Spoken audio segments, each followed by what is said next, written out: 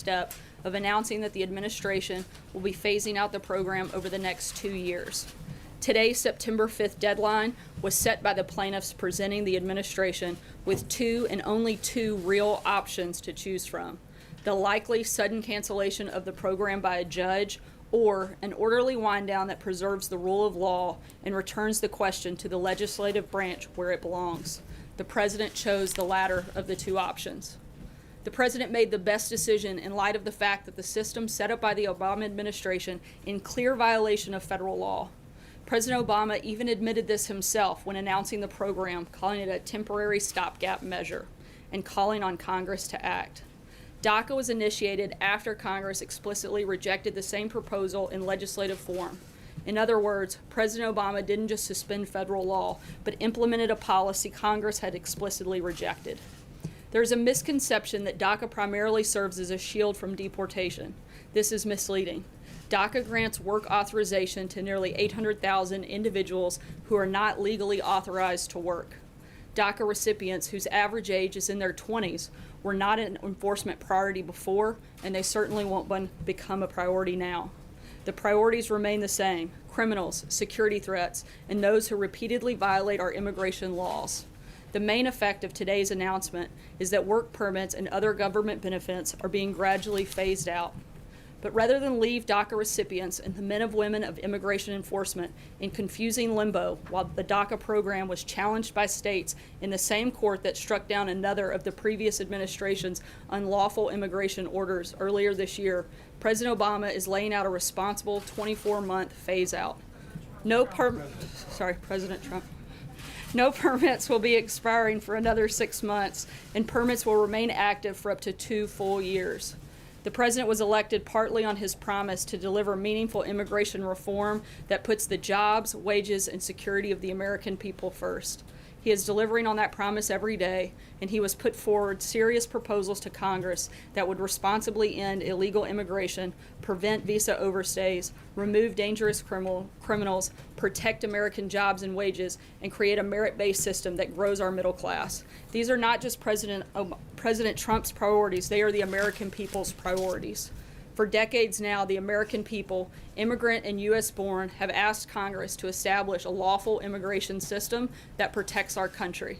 They've asked for strong, secure borders. They've asked us to protect American security and American jobs. And they've asked us to have compassion, not only for those who are here illegally, but for unemployed American citizens, including millions of unemployed African American and Hispanic citizens who continue to suffer under a broken system. The president's DACA decision today brings us closer to a safer, fairer, and legal immigration system. Now that he has ended this unsustainable and unconstitutional program imposed by the previous administration, the president is calling on the men and women in Congress to fulfill their duty to the American people by truly reforming our immigration system for the good of all people. And with that, I'll take your questions.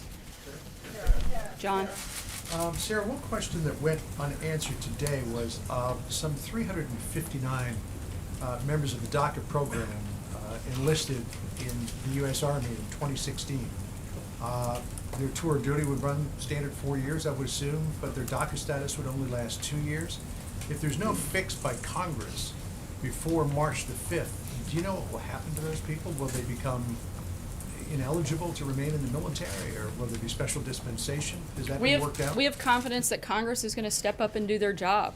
This is something that needs to be fixed legislatively, and we have confidence that they're going to do that, and we stand ready and willing to work with them in order to accomplish responsible immigration reform, and that would include DACA as certainly part of that process. There are many Republicans who believe that getting something on the Republican side is not going to be easy, that the divisions that we see between the center and the right in the Republican Party will become only deeper. What gives you confidence that this With all due respect, I don't think the American people elected Congress to do things that were easy. They elected them to make a government that works, to work properly, and to work for American people, and that's their job. And if they can't do it, then they need to get out of the way and let somebody else who can take on a heavy lift and get things accomplished. Major? Sarah, in the context of DACA as a piece of legislation, would the president be willing to sign only something that addresses that, or would it also need to have components of the RAISE Act? Would there need to be funding for the border wall? Or would he be willing to sign something that simply addresses DACA legislatively? The president wants to see responsible immigration reform, and he wants that to be part of it. But again, we can't take just a one-piece fix. We've got to do an overall immigration reform that's responsible and, frankly, that's lawful. And that's what the president wants to see Congress do. And what will be the priorities for him in a comprehensive reform package? Would it be DACA and what else? And certainly to control the border, to improve vetting and immigration security, enforce our laws, and do things that protect American workers. Let me ask you a question on North Korea. In the president's mind, is it an option to simply contain a North Korea that possesses nuclear weapons? Certainly the priority of the administration is to have denuclearization of the Korean Peninsula, and it's also to protect American citizens. But certainly the priority would be that. Phil? Sarah, you're talking about a comprehensive immigration fix from Congress in a span of 6 months, and much to the president's frustration, Congress hasn't been able to really do much at all this year. What gives him confidence that they're going to be able to act on immigration? Has he spoken to any congressional leaders since making this DACA decision? He's spoken to a number of leaders, but hopefully, as you guys all know, they just came back from a 3-week vacation. I think that they should be rested and ready to take on some big challenges that America faces. Why put the fate of the lives of 800,000 Because it's dreamers, Congress's people in job to legislate. It's not the president's job to create law. It's not. It's Congress's job to create legislation. I think that's something we all learned in 8th grade civics. I know I certainly did, and I think that every member of Congress should know that that is their duty, and we're asking them to fulfill it. It's pretty simple. I think that the American people elected them to do it. And again, if they can't, then they should get out of the way and let somebody else take their job that can actually get something done. Steve? What consideration are you giving to negotiations with North Korea over the nuclear program? Look, I think in terms of negotiations, we're looking at putting aggressive measures, both diplomatically, economically, and as we've said, all options are on the table, and we're going to continue to push for a safer and denuclearized Korean Peninsula, and that's the priority here. Jim? It sounds like the president is saying, and you're saying, that if we're going to allow the Dreamers to stay in this country, we want a wall. Is that accurate? I don't think that the president's been shy about the fact that he wants a wall, and certainly something that he feels is an important part of a responsible immigration reform package. Can I ask you one follow-up question? Why did the president not come out and make this announcement himself today? Why did he leave it to his attorney general? It's his decision. These kids in their lives are on the line because of what he's doing. Why not have him come out and make this It's call? in large part a big part of the legal process. This was deemed illegal by, I think, just about every legal expert that you can find in the country, including many of Obama's own attorneys, said that this was not lawful program. Right. And therefore, it would be the Department of Justice to make a legal recommendation, and that's what they did. But the attorney general Matthew? said, Thank you, Sarah. Would quick question, yes or no, and then a follow-up. Would the president sign a standalone DACA extension? Again, I've addressed this. The president is hoping to work with Congress on responsible immigration reform, and I laid out the priorities that the administration has on that front. And so the president's voiced and you voiced some objections to the constitutionality of DACA. Where does the president stand on the program itself? I think that in the answers that I've given is that the president has been, and I think part of the reason that this is complicated and one of the reasons he's wrestled with this back and forth in large part is because this is not an easy one. And certainly something where he wants to be able to make a decision with compassion, but at the same time, you can't allow emotion to govern. And this has to be something where the law is put in place, and it's something that he would support if Congress puts it before him. He would support it if it came with. I'm just trying to Again, get the responsible specifics. Does it immigration need reform. We to be can't Congress? just have one tweak to the immigration system. We need really big fixes and big reform in this process, and we've laid out the principles that we feel are important in that. John Decker. Thank you, Sarah. Is it a position? What? Sorry, John Decker.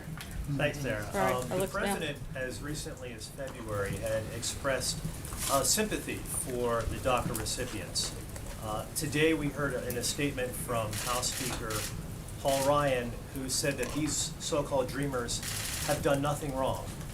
Was this a difficult decision for the president to take this drastic action, given what he said as recently as February?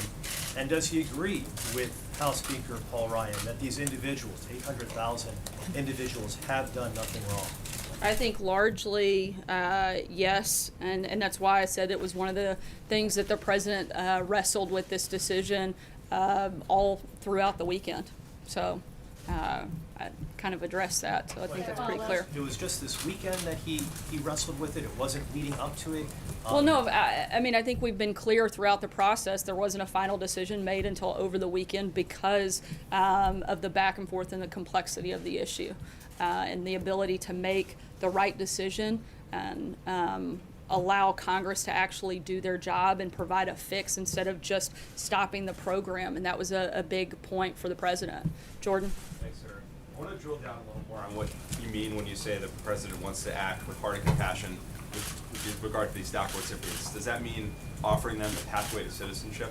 I think it means providing a more permanent solution that's done through the legislative process, done legally and responsibly, unlike the previous administration. A permanent solution, does that mean you're like giving them legal status legislatively? Like what is the permanent solution that I think the that's something we president want to work with Congress to determine exactly what that looks like, but there has to be, something needs to be done. It's Congress's job to do that, and we want to be part of that process and make sure that there is a fix put in place and that this isn't ignored like it has been for the last 5 years. If Congress doesn't get it done by the March 5th deadline, considering the president's personal feelings about these DACA recipients, would he consider giving them additional time to get a solution passed?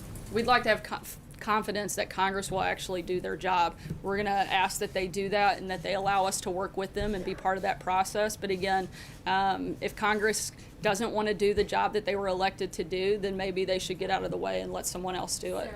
Stephen? Sir, when we heard from the Attorney General this morning, he repeatedly referred to DACA recipients as illegal aliens, and at one point he intimated that hundreds of thousands of Americans did not get jobs that were taken by DACA recipients. Does the president share that view? I think that it's a known fact that there are over 4 million unemployed Americans in the same age group as those that are DACA recipients, that over 950,000 of those are African Americans in the same age group, over 870,000 unemployed Hispanics in the same age group. Those are large groups of people that are unemployed that could possibly have those jobs. But again, we're looking for fixes. We're not looking for complaints, but we're looking for solutions, and that's our focus moving forward. Reconcile those statistics with the idea that hundreds of thousands of people, if the president gets what he wants, would achieve legal status. How do you reconcile those two competing interests? Well, I think one of the first things is the president is looking to create a whole lot more jobs in America so that it addresses both problems. There's a reason he's focused largely since day one of taking office in creating a better market for businesses to create jobs, to hire more people, higher wages. He's gotten rid of over 800 regulations that have helped do just that. 1.2 million jobs have been created since he came into office, and every single day we're looking for more ways to grow that number. And so we're doing our part to address and create an environment that allows people to have more jobs, and we're going to continue doing that. Kristen? Sarah, thanks. The president vowed to treat dreamers with, quote, great heart. How is this move treating them with great heart? I think by allowing an orderly process to take place. You know, there's a lot of people that I've seen attacking the president for not showing the level of compassion that they feel like he should. To me, the most heartless thing that I've seen all day today is that Democrats like Nancy Pelosi are using this decision today for fundraising while the president's trying to fix this situation. They are politicizing an issue instead of actually doing their job. If they would spend less time fundraising and more time focusing on solutions, we wouldn't even be in this problem in the first place. On the president's decision, where all of this stems from, Dreamers, supporters of Dreamers say this is cold-hearted. You're leaving the future of 800,000 people uncertain, up in the air. What's your message to them? It's not cold-hearted for the president to uphold the law. We are a nation of law and order. And the day that we start to ignore the fact that we are that, then we throw away everything that gives these people a reason to want to come to our country. If we stop becoming the country that we were envisioned to be, then we throw away what makes us special, which makes America unique. This president's not willing to do that. The previous administration was, this one isn't. But we want to have real solutions. We want to have laws that address these problems, but it's Congress's job to legislate, not the president's. And we actually want to uphold the Constitution, and I think people across this country should be celebrating the fact that they have a president that is standing up and upholding the Constitution as he was elected to do. Margaret? I'd like to ask you about North Korea, but quickly on DACA. Is the president committed to honoring the will of Congress, essentially whatever Congress passes on DACA, or does he reserve the right to veto a DACA fix if he feels that it doesn't kind of holistically do what you're talking about, a bigger picture thing that touches on some of these? As I've said, we want responsible immigration reform, and that would be part of that package and part of that process. So on the North Korea, if I could just ask. Vladimir Putin has said that he doesn't believe that sanctions are going to work at all against North Korea, and I'm wondering whether the president himself is coming around to that perspective, or whether he still believes sanctions can be effective, and if he has any plans that you could share with us to talk with the Chinese president or the Russian president himself. Look, we've been clear about what our priorities are, that now is not the time for us to spend a lot of time focused on talking with North Korea, but putting all measures of pressure that we can, and we're going to continue through that process. We've also said that everybody, including Russia, including China, need to do more to address the threat. This is a global threat, and everybody needs to take part in putting pressure on North Korea. And as we've said many times before, both Secretary Mattis and the President, that all options are on the table, and we're going to continue to keep them on the table until we get the results that we're looking for. Sarah, the President has said that the DACA recipients should rest easy. He's also said on several occasions that he loves them. Is he giving them his personal assurance that at the end of 6 months they will not be deported? I think he is giving Congress the ability to do their job. I've said that earlier. When he said they should rest easy. Look, the president gave the ability for us to have a 6-month process for Congress to actually step up and fix this problem. And they certainly have the ability to, and certainly should take that opportunity. One other question about, during the other immigration moves that the administration has made, you've made the argument that the president's powers over immigration are very, very broad and unquestioned. Why in this case does he feel he can't do anything by himself and he has to turn it over to Congress? That was a specific statute within the Constitution that allows the president to take action to protect Americans. These are two very different things, and certainly not apples to apples. John Gizzi. Thank you, Sarah. 2 questions on DACA. Two-question Tuesday. Kansas Secretary of State Chris Kobach, a close ally of the president's, denounced the decision because of the 6-month delay in it and said there should be no phase out, it should have been implemented immediately. What's your response to that criticism from a strong supporter and ally of the president? I think our response is pretty clear. The president made a decision, and we feel very much that it was the right one. The other thing is that you talk about 4 million jobs that could go to other people. Has the president ever discussed this part of DACA with some of the leaders of organized labor to try to involve them in the process? President Trump of the AFL-CIO, President Hoffa of the Teamsters, and others that they work with.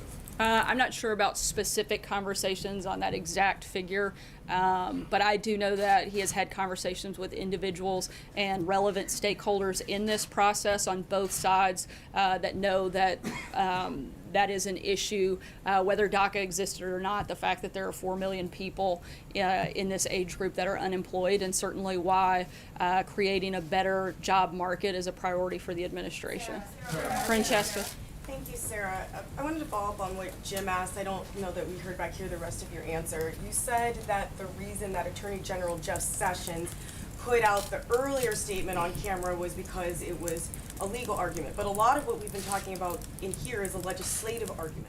Why have we not heard from the president directly on this today, and can we expect to hear from him later today on this? You have heard directly from the president. He issued a pretty lengthy statement directly from the president. Why was it Attorney General Jeff Sessions that went on camera when the president hasn't went on camera to make this case today about what a big heart he has and how compassionate he is and how he wants Congress to take legislative action on this to essentially save DACA? The president's spoken about this numerous times in the past, but at the same time, this was a legal issue because there was a court decision that had to be made with a timeline not placed that the administration created, but a timeline that was created by the attorney generals in those states that were forcing this issue and this decision to take place by today. It was a legal decision, and that would fall to the attorney general, and that's why he would be the one making the announcement.